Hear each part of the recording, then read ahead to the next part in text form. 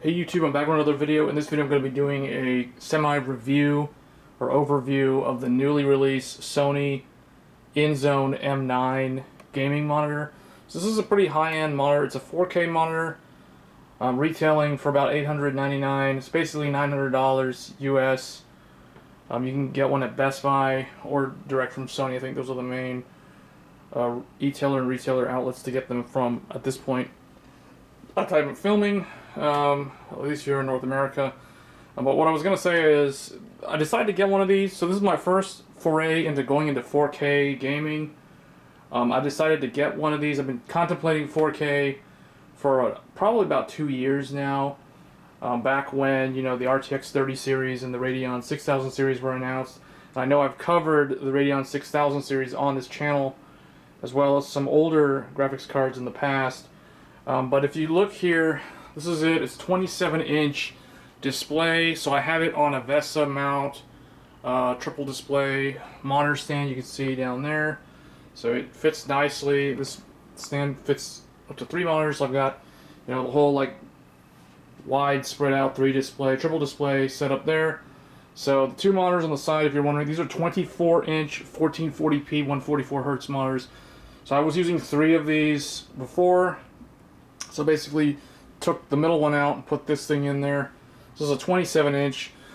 In my opinion, if you have 20/20 vision, or I guess 20/10 vision, but if you have normal vision, or even if you're using glasses or corrective lenses, it depends on how far back you sit. So if you see here, I tend to sit about here, probably about, you know, a good maybe two feet away, maybe 2.5 feet away from the display.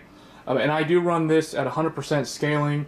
It is 27-inch, so I can see some people, if you look here, you can kind of see how small the taskbar looks. So it's really, really dense. 4K, 100% scaling on Windows 10. It looks really sharp. It makes this, some people might think that 1440p on 24-inch is too small. But I've been using those just fine.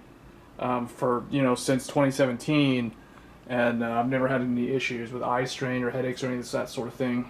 So it really just depends on the person. So, but you do have the option to scale this up if that's a requirement.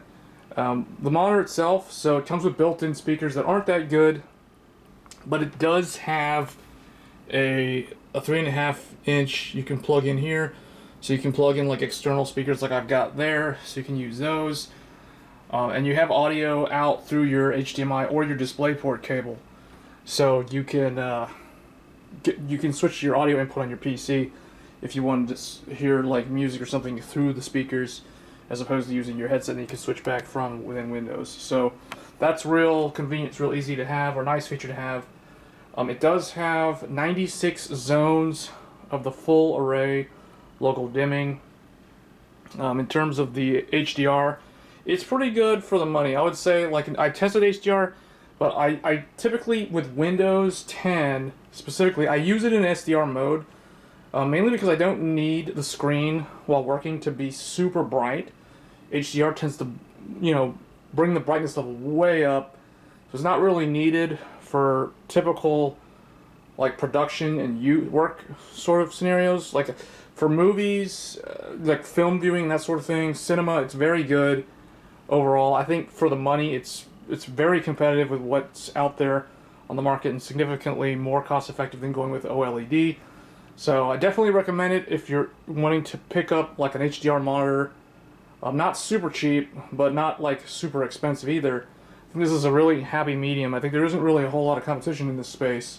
I think Gigabyte and some others out there that have monitors. I think LG's got one, but in terms of this, I think the 96 zones, though it is a small number of zones, it works pretty well for what they've done. In terms of the color, so Sony has advertised it's got DCI P3 color gamut for video editing, so that's real nice. So that is basically, for those that don't understand what that means, that just means that it is calibrated for like cinema color space. It's typically the color space that you see for cinema. So that means that this is going to be very good for photo editing, you know, After Effects, video editing, that sort of thing, color space accuracy. It's pretty good in that regard. There is some overlap with different color spaces in terms of like DCI P3. It kind of overlaps with, you know, Adobe sRGB, so it's close but not exactly the same. There is some differential there in terms of the color space accuracy, but I don't think it's that bad. Some professionals might disagree with me on that, but I think that if you see it in person, if you can get into like a Best Buy and look at a display unit, because I had to see one of these in person before I made this purchase, so I went to Best Buy and saw it in person and kind of played around with it at first just to see what it was all about. And I was kind of impressed with the color accuracy. In terms of how it compares to my standard definition, you know, 1440p monitors, there's no contest. Like the color depth, I don't know if you'll be able to see it on camera, but if I move it here, you can kind of see how on the right side, so this is my old Agon 24-inch 1440p. You can see how it looks kind of, it's warmer, but it's also more like washed out. Whereas here, so if you move it more across, you can kind of see the blue. It looks more reddish, and then here it looks like it's cooler, like colder at stock. Well, I have kind of tweaked the brightness and the saturation down a little bit, but from the factory. But it is I didn't really change like the hue or the gamma out of the box, and it does look pretty good from what I can tell. So this camera's probably not the best at showcasing that sort of difference, but it's pretty good for my use case. So moving on to the DisplayPort and the HDMI. So it's got two HDMI ports. You can plug in like a PS5. So I've got my PS5 over there on the right. I've got that plugged in to, I'm actually plugging that into my PC via a capture card. So I have an nvidia. So if we move all these out of the way, I actually have a game, I think for Horizon Forbidden West is running right now on the console. Yeah, so if we back out here, you can kind of just see how it looks. And the nice thing about this is I finally have a 4K display that can be paired up with my AverMedia 4K Pro capture card. So now that supports 4K, so I no longer have it like downscaling into a 1440p display. It's now naturally always 4K, and it looks a lot sharper and crisper that way. So that's real nice. Some people might want to plug the PS5 in and use the KVM switch for like keyboard for your console or your PC, and that's fine. I totally get that. But I use it with a capture card so I can record gameplay direct to the PC and not have to, you know, have an alternate setup for that. In terms of the cabling, I have watched a couple of other reviews and unboxings by, you know, average consumers out there like me. And what I've noticed is people complaining about flickering. I've seen a lot of videos where people run into an issue with the monitor, like flickering or scanning for signal, or all that sort of thing. Now, I did not encounter any of those issues, and I think the main reason why people are running into that issue is they're probably using the wrong cable. They're probably using an old HDMI or an old DisplayPort cable, typically a DisplayPort 1.2 cable or an HDMI 1.4 cable or a 1.4B or whatever. You know, like if you're using the HDMI cable that came with your PlayStation 3 or your PlayStation 4, that cable is not good enough for this monitor. If you're using the PlayStation 5, so if we step over to PS5, if you are using the cable that came with the PlayStation 5, not some custom cable that you're using because you think that it's better because it looks nicer or whatever. No, the one that actually comes with this is certified for HDMI 2.0, so that one will work up to 120 Hertz with this monitor. Now, I think most of the problems that I've seen are people using, you know, older cables, most likely DisplayPort 1.2 cables. I'll give you guys an example. So these monitors that I have here are DisplayPort 1.2, and they came with DisplayPort cables in the box. But when I bought this monitor, I knew that I just assumed I'm not going to use the cables that came with these old monitors because this is going to require more bandwidth. It's going to require more bandwidth in order to run at 10-bit color mode. It's going to require more bandwidth to run at 144 Hertz. Just to give people an idea. 144 hertz on 2K or 1440p is a little bit, it's roughly equal to 4K 60 hertz. 4K 60 is actually a little bit less bandwidth than 2K 144 hertz. But as soon as you go to 144 hertz on 4K, now you're needing a way more bandwidth. So if you guys look, the easiest way to prove my point here is if you just simply go to the Wikipedia page for DisplayPort and for HDMI. Actually, I had the table up for HDMI, so let's look at this.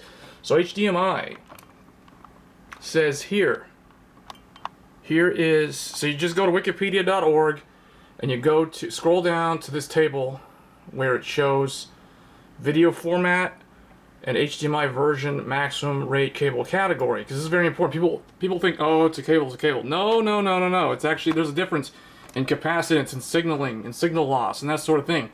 So without getting too into the weeds, if you look over here, we want to do 4K and we want to do 144 hertz, right? So if we scroll all the way over here, the only one that has a yes is this one that says 2.1, 42.6 gigabits.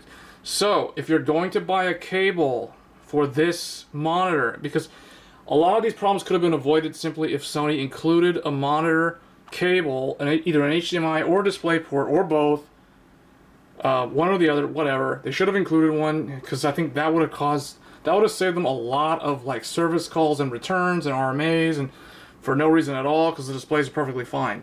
So it's the cable, guys. Seriously, it's the cable. You need a 2.1 cable, and these will be advertised on Amazon or wherever you're looking for these cables. 48 gigabit per second. You need a 48 gigabit per second ultra high speed. Look for the marketing 48 gigabits per second or ultra high speed or 8K 60.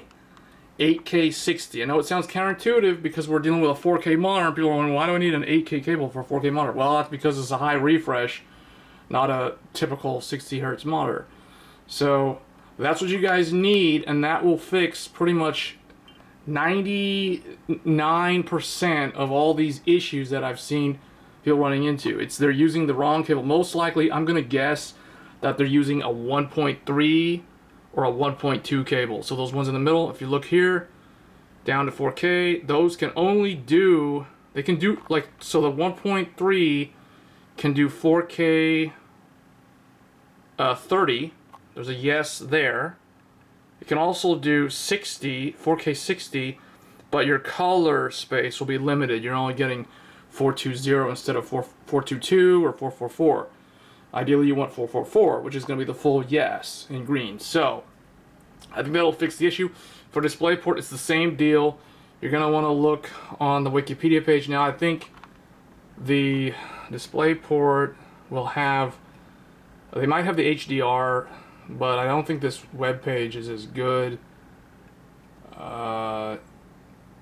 Yeah, so you want a DisplayPort, you want something that says it's like DisplayPort 8K 60, not 8K 30, but 8K 60, not 8K. You want to make sure it's 8K 60 and it's VESA certified and it's DisplayPort 2.0. As long as you get a DisplayPort 2.0, you should be fine. I think there's actually like, it's a little bit more confusing because your DisplayPort, so right here we go. So on the DisplayPort, 4K, and this monitor is a 10-bit capable monitor. If you're using an AMD card like I am, the AMD graphics card is smart enough to automatically, as long as you've got the right cable like I did, it automatically will go to 10-bit and you don't have to do anything. If you're on an NVIDIA card, however, it will default to 8-bit, which is kind of annoying because if you want the full 10-bit, you have to go into NVIDIA's control panel and find out how to adjust the color space manually. For some reason, NVIDIA doesn't do it automatically like AMD does. But anyway, that's what you need to do if you want the full color gamut. So you're going to need 10-bit, and you're going to need to look over here. You're going to want, basically one of these UHBR 20 or UHBR 13.5. And then I think for the frame rate or the refresh rate, you're going to need 4K. So we want 4K 144. So that's what, 31.35 gigabits per second bandwidth. So starting, the minimum would be a UHBR10, but you kind of want to look for UHBR20 or any of these three, basically. So that's gonna fix the problem for like everybody. Okay, here's uncompressed, but basically it's the same sort of deal. You want like any of those three. So UHBR10 or UHBR20 or 13.5. Those are the three types that you're gonna want to look for.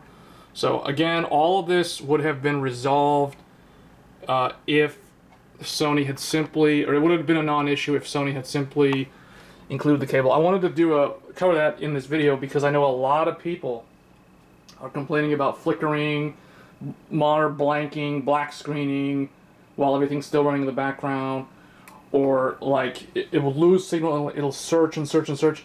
So the other thing too is on the OSD, like if you want to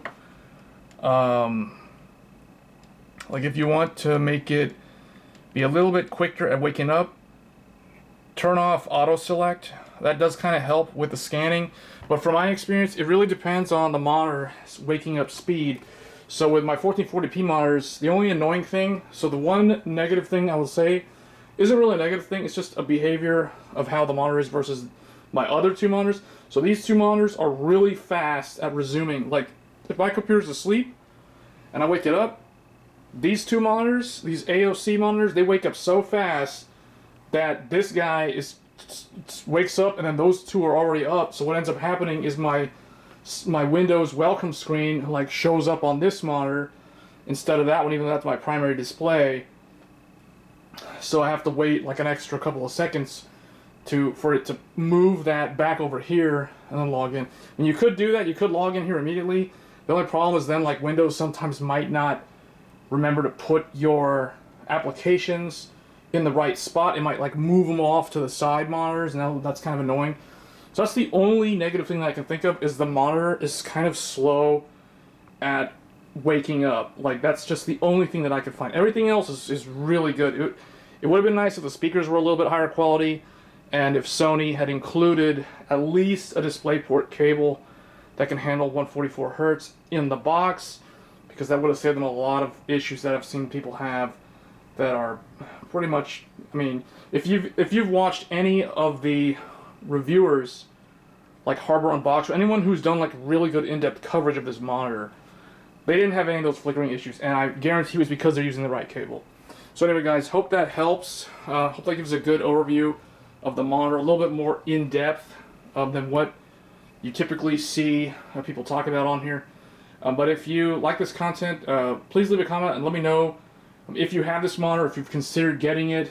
If you want to ask me questions about HDR mode or SDR mode, or FreeSync, because this is a FreeSync monitor.